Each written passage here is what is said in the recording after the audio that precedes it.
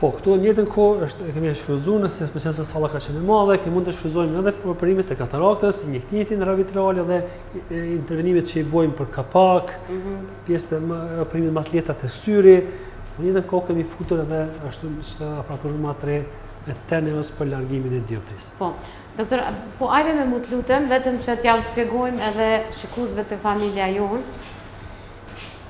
Këtë pajisje kam folë edhe unë në emision disa herë, edhe ndoshta për neve si qytetar nuk mundet me t'ingullu shumë se s'kemi njohuri. Patjetër. Por kjo na ndihmon shumë në shikimin tonë, sidomos ata të cilët dëshirojnë me largu syzet e të tjera. Ajo është, domethënë, specialisht nëse flasëm tash i kemi ndalje në dy anë. Operimet që i kemi themi ashtu obligative t'i bojmë kur e kemi operimin e kataraktës, operimin e tinës, ato nuk janë operime themi ashtu luksi. Ato janë operimet e domosdoshme. Në krahasim me operimet e intervenimit laserike. Këto mund të futen në kuadër të intervenimeve luksi.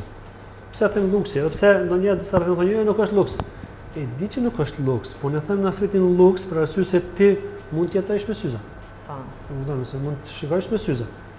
Po ideja është tash që ti, pacienti që nuk don të bëjë syze, pacienti i cili në aspektin profesional i pengojnë syzat, pacienti që domethënë thotë unë kështu, thotë unë nuk mund t'i mbaj për arsye se gjendje, probleme hundës, probleme saj, atëherë zgjidhja është intervenimit laserike.